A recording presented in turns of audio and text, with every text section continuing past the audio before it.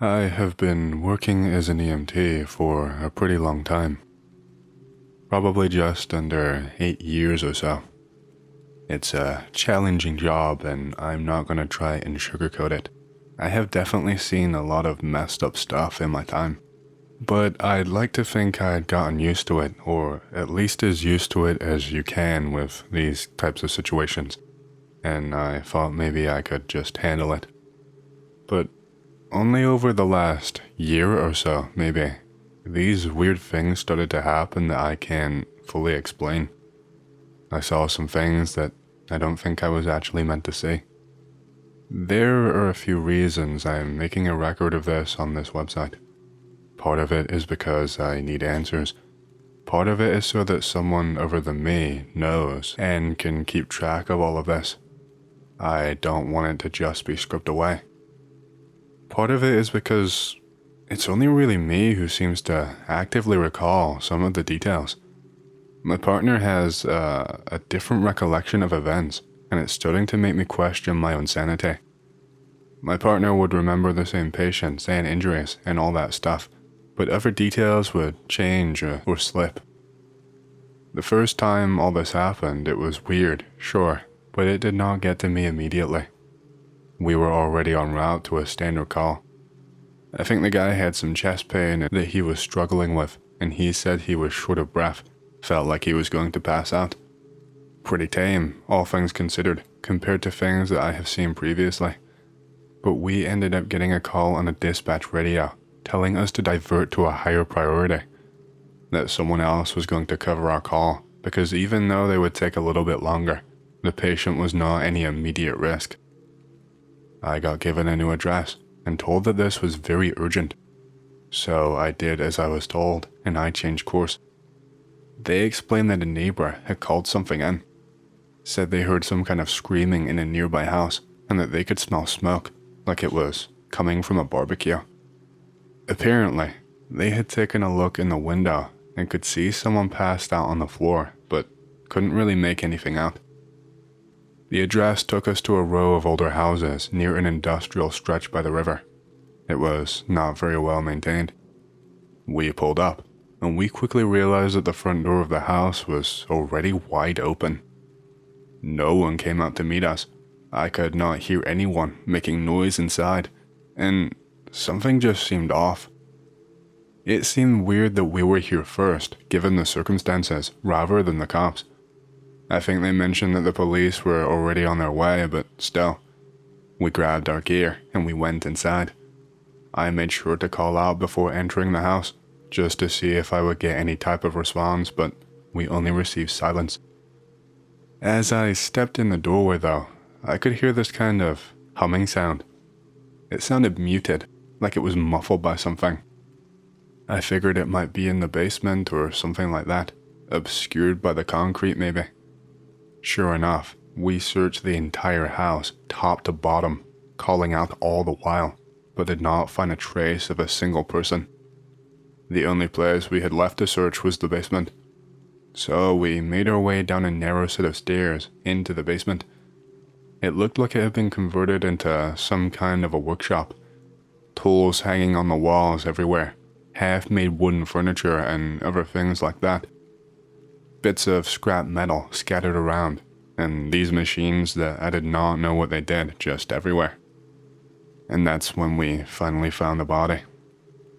We rushed over to him immediately, but we knew that he was as good as gone. My partner had to ascend the stairs again just to be able to radio dispatch and update the situation and make sure that the police got here immediately. The guy was a middle-aged man, and he was lying on his back on the concrete floor. His shirt was half burned away, and what was remaining of it was actually fused to his skin. The burns were incredibly severe. They were on his chest and both arms too. The skin on his arms were blistered and peeling. It's the type of thing that you would only see with direct heat exposure. I checked his body for any other signs of trauma, and he did appear to have a nasty head wound. He seemed to have a little bit of blood clumped with bits of hair that were knotted. The only problem with this was that there was no fire or any evidence of a fire. There was the smell of burning in the air, the smell of burnt flesh and smoke to be exact, but nothing around the basement had evidence of fire damage, and none of the tools down here could have sparked a localized fire that would neutralize right after burning this man, especially not in some specific spots. Like, there was no way a fire could start near his chest and spread only to his arms and just stop immediately. That's not really how it works. I think the hum that we heard when we came in the house was the part that got me. It just struck me as weird, because it continued the entire time we searched the house pretty much until we got down to that basement, and then it was gone. Also, I forgot to mention, and it's silly because this is probably important. When I touched the man to examine the body, it was fine. I touched his neck to check his pulse, I touched his arms, his skin. All fine until I touched where these burns were.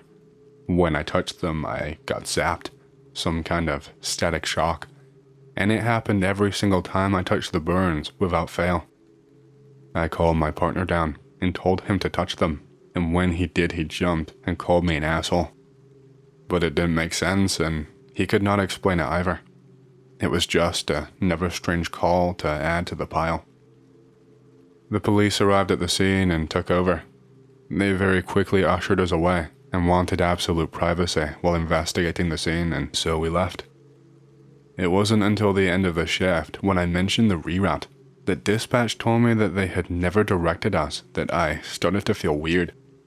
I figured miscommunication, or that I heard something wrong, or maybe the radio glitched and I got a message meant for someone else. This stuff does happen, but it seemed a little bit too coincidental.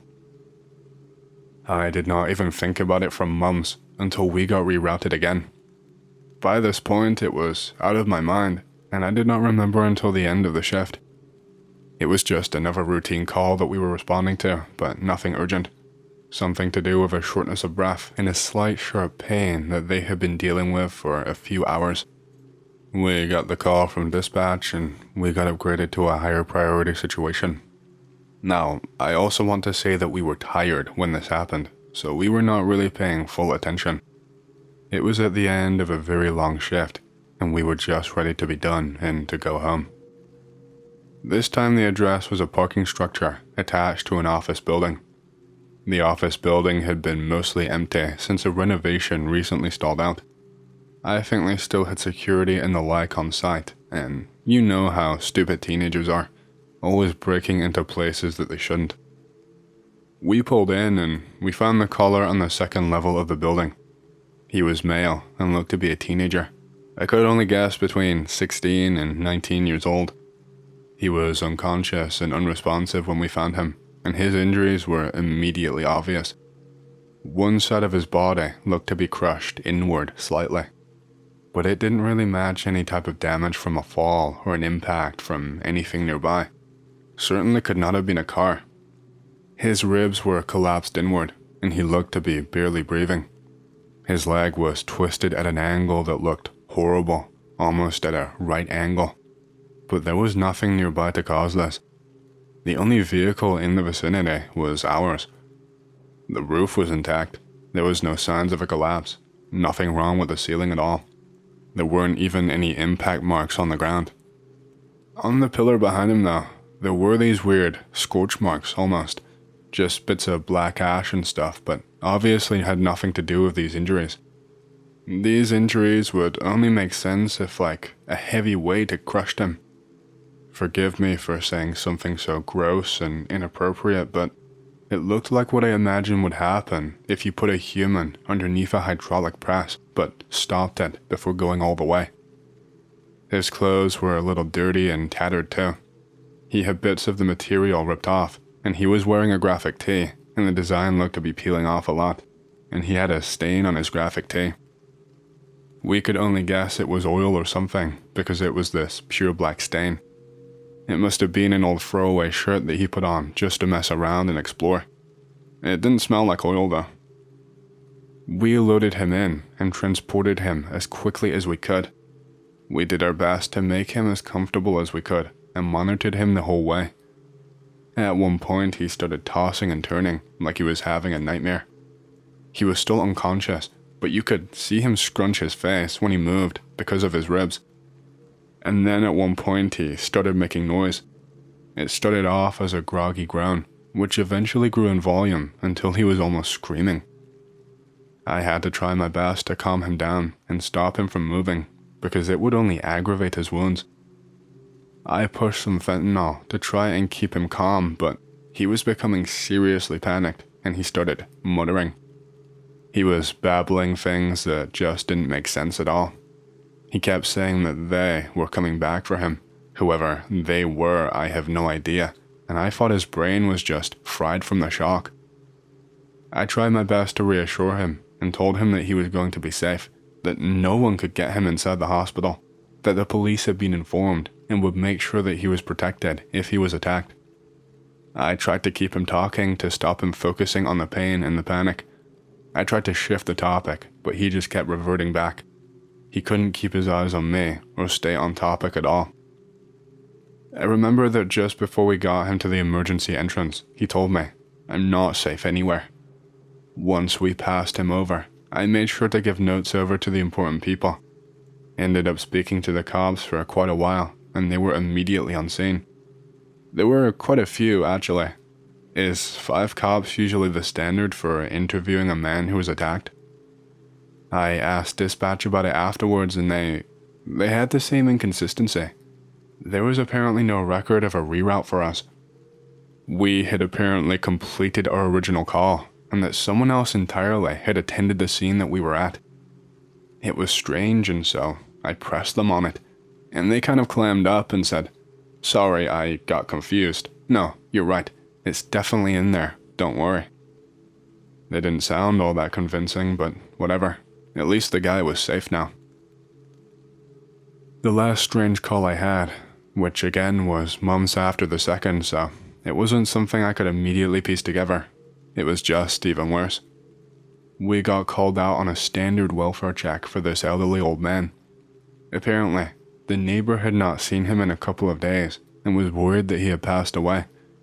Well, we got around halfway there, and dispatch tells me that we've been given the wrong address entirely due to a system glitch. They gave us the new address, and we were around 10 minutes away from the actual place. I figure, no biggie, no harm done. That's until they told me that it's not a standard welfare check anymore. It's now a priority. The man had apparently called and said he cut his arm when he lost all feeling in his legs and tripped. Well, shit. Now I was panicking. This was another house on that industrial stretch nearby to the river. The building looked empty when we pulled up, not even a light on. It didn't matter to us. We had to make a move, and quickly. The door was unlocked as we tried it, and we made sure to announce our entry again. The second I stepped inside, I could hear that something electrical was turned on. Maybe a generator by the sound of it. It was whirring and clunking, but I had other things to focus on. We flicked on the lights and looked into the kitchen first, since we were under the impression that the men fell while making food. There was a knife out on the counter, but there was no blood. It was really strange, so we kept calling out for the man. I was just hoping that he was still conscious and that we were there in time. At some point, we heard some kind of sound that caught our attention. Almost made me crap my pants, honestly. Sounded like something metal, like maybe a pan, tumbling down a set of concrete stairs. I assumed that maybe this place had a basement too, like the other place. Since it was urgent, I told my partner to check upstairs and radio the situation as he went. I went to check the basement if they had one, and they did. The second that I had made it far enough down the stairs so that I could see beyond the wall that blocks your vision on the way down, I was met with a fright. I only caught a couple of seconds of glimpses and images before I panicked and started running. There was a man on the floor. Could not tell how old he was from the glance that I got. His shirt was pulled up over his head, and I could see cuts or blood on his stomach. You could not miss them, even if you tried. I saw some kind of rope near or around him, and I saw a man standing there who, once I got down the stairs, began to try and attack me.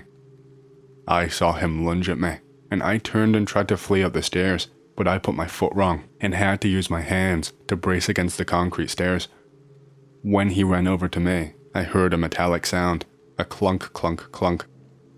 The man grabbed me with his hand, and it was cold at first, ice cold, but then it burned.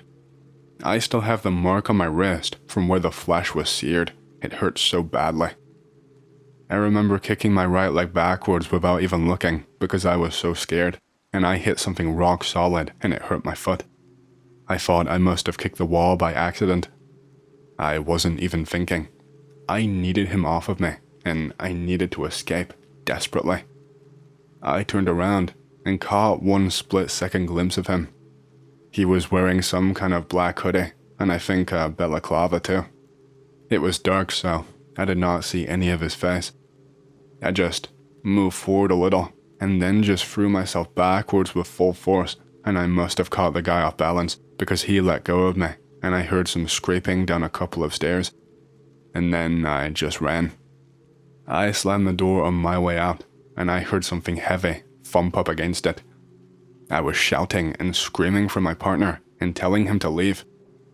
And then I relayed the situation to dispatch once I was outside and begged them to get the cops there ASAP.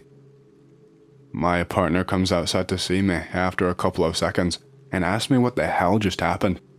He told me that he heard some glass smashing on his way out of the building. I told him everything that I saw, and he was in disbelief. We were told explicitly not to set foot back inside because it was too dangerous, but my partner was convinced that the guy had fled and that both of us were together now, so with two of us we would be able to fight him off.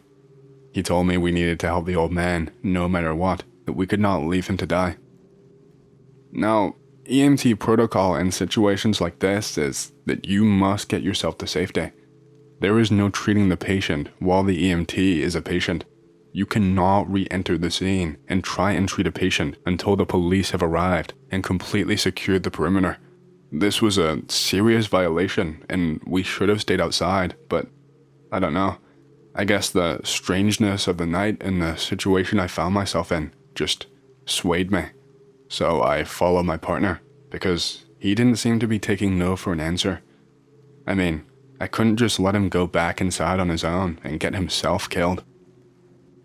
Amazingly, when we got there, the man was still alive, and the person who I saw in the basement, there was no sign of him. I wouldn't call the man elderly though. He must have been between 40 and 50, maybe 60 at a push. He didn't have any cuts along his arms, but he did have other wounds. We barely got a chance to examine or talk to the guy before we heard the front door fly open. Then we heard the shouts of police, and we called out that we were in the basement. I tried to give the cops the rundown, but around 7 or 8 of them were swarming inside, and they were telling me to get out, to leave out the front door. And when I did not immediately leave, like that second, one of them grabbed me by the collar and was trying to carry me out like a bouncer. I asked what the deal was and tried to explain that I had information, but I was told to shut up and that this was an active crime scene. I was told that it was not safe whatsoever, and no matter what, we could not be there anymore. What an asshole. More units arrived before we even managed to leave. One was an unmarked car, along with another couple of cruisers. More cops than I had ever seen for something like this. I got no follow-up on that case whatsoever, no matter how hard I tried. I was denied at every single point. I was told that they could not share details because of the nature of the investigation, whatever that means. I just wanted to know if we saved that man or not, but heck, they wouldn't even tell me whether he was still breathing. There was one other thing that I saw at the scene, but it's gonna make me sound like a psycho, I just know it. It was only for half a second tops, so maybe it was just my eyes playing tricks on me. But when I glanced back at the guy who grabbed me, I saw his hand peeking out of his thick black hoodie, because of course he had grabbed me. And I might be crazy, my brain might have made it up, but his hand looked like it was shiny, like it was made of metal, like it was maybe some kind of metal prosthetic. And that's all the information that I have for you, unfortunately. I still work at that job, but I have not seen anything half as crazy as those 3 calls in the rest of my time.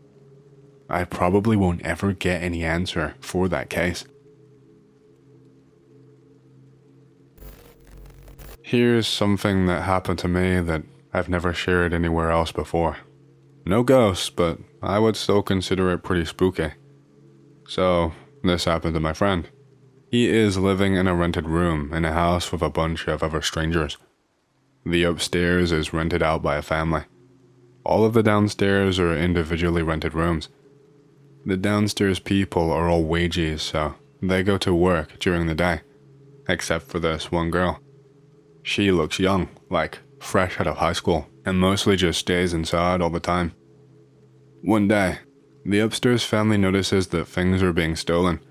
I'm talking food, snacks, even small tools. This goes on for a while and the mom is sick of it. They suspect this girl. They put some chocolate in the fridge to see if things are stolen during the day, when everyone else is outside. It was stolen. Mom is pissed.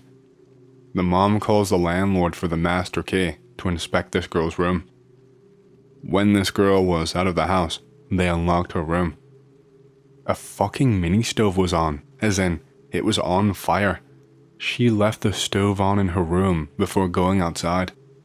If the mom did not open the door, the house probably would have burned down, and the walls in this building are those shitty thin wooden ones. My friend's room was right next to hers. Most of the stolen items were scattered around this girl's room, and the entire room was just a real mess. Then they found a book underneath her bed, something like 1,000 Ways to Kill or some kind of weird title like that. On the covers are pictures of murder items like pliers, knives, tools, and stuff. Most of the items on the covers are present in her room. When everyone else arrives home at night, my friend included, the mom gathers everyone. She scolds the hell out of this girl. She was not fresh out of high school at all. She is around mid-20s. Everyone is spooked. Every single one of them had a self-defense item just in case after this, just in case this girl decides to go berserk. My friend stands by the phone, ready to call the cops at the slightest tick. They decide to kick her out and not call the cops on her. Life goes on. I hope she was just an edgy weirdo and not an actual killer wannabe. Oh, and before all this, before they knew how messed up this girl was, my friend remembered one incident. It was around 4 a.m. and this girl came knocking on her door. My friend just ignored it. She kept on knocking and my friend kept ignoring. Eventually, she gave up. During the night they kicked her out. My friend asked the girl what the hell did she want knocking at 4 a.m. The girl just shrugged and said she forgot. My friend thinks that she might have gotten stabbed or something if she opened up that door. I've been a lifeguard for just under 2 years now.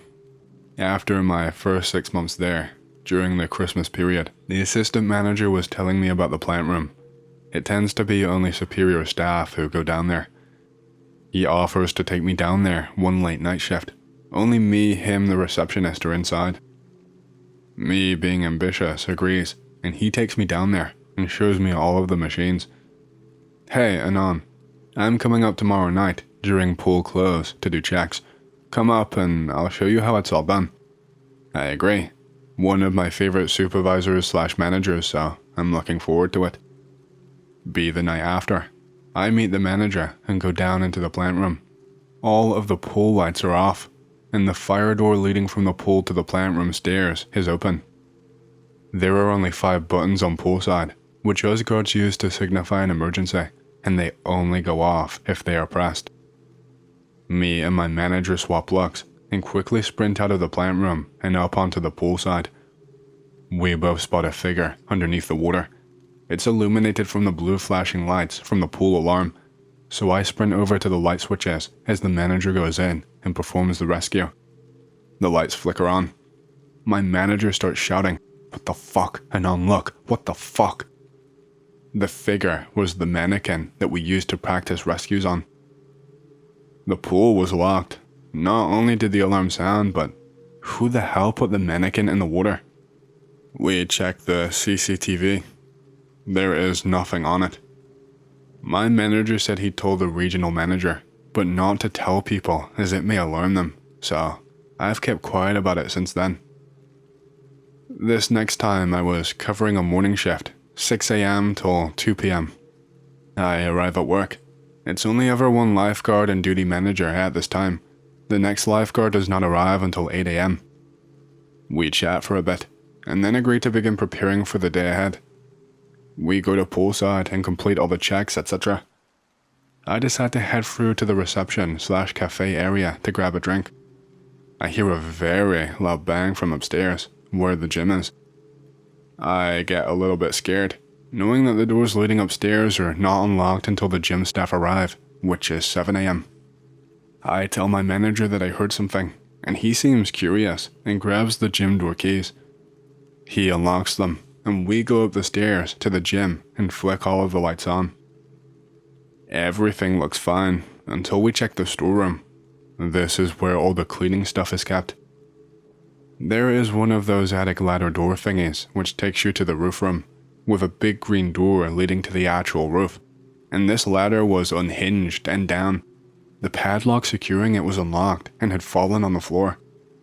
We both nope the hell out of there. This was a duty manager, not an assistant, but my manager decides to shout up. He does not get a reply, so when the gym staff arrive, we all head up there. Nothing massively unordinary, apart from a big bucket of yellow paint was knocked over and had coated the walls. This place really scares me. I don't know why I have not quit yet. Now, apathetic parents are a common sight at my pool. One time, this rather quiet dude comes in with his two daughters, both aged about 10 years old. They can only just swim, but dad stays with them to begin making sure that they are okay. He later just leaves and goes to the sauna. I make sure to keep an eye on the girls, as I see that they are not very confident. Thankfully, they stay in the shallow area and seem just fine. Suddenly, I hear shouting from behind my chair, which faces the wave machine, and the shouting is saying, "There he is, there he is." I turn around to see one of the girls literally sprinting across the poolside over to the wave machine. I shout to her to stop running before she slips. She spontaneously dives in head first, right beside the wave machine, and just sinks. What the hell just happened? The lifeguard beside the wave machine does a rescue on her, and we sound the alarm like normal, and I go over and help. We take her to the back office and bring the dad and other daughter in with us to try and calm her down. She is crying by this point, saying, "Daddy, you were drowning. Daddy, you were going to drown," over and over. I am sharing looks with the other lifeguard like, what the hell? The dad looks baffled and tells her, "I was in the sauna, honey. I wasn't in the pool." I know full well he was in the sauna. The area by the wave machine is dark anyway, so I was clueless. I later spoke to the shallow area lifeguard, and she said that the girl did it out of nowhere. She suddenly just looked up and started running. I did not sleep well at all that night. One last one for you guys. So it's late night one weekday. It's approximately 10 o'clock, so we are looking at shutting up the pool soon. I go to the plant room to turn off the sauna and the steam room.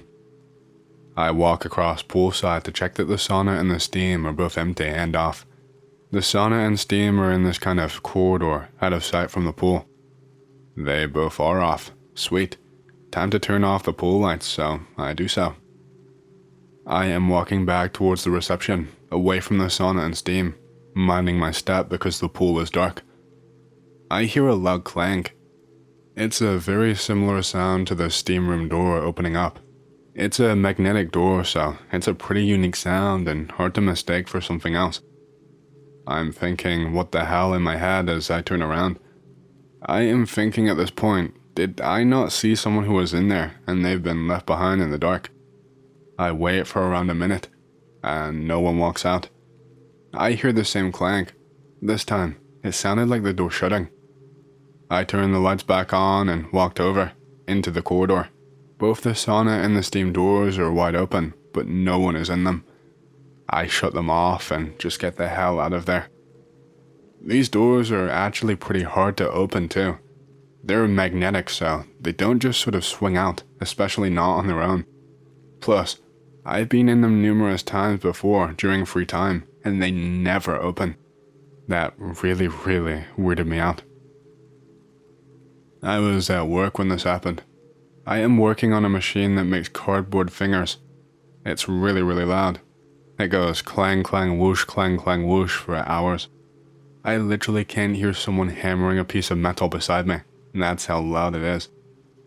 Out of nowhere I hear a blood-curdling scream, the loudest scream I have ever heard, and it is over the sound of the machines around me.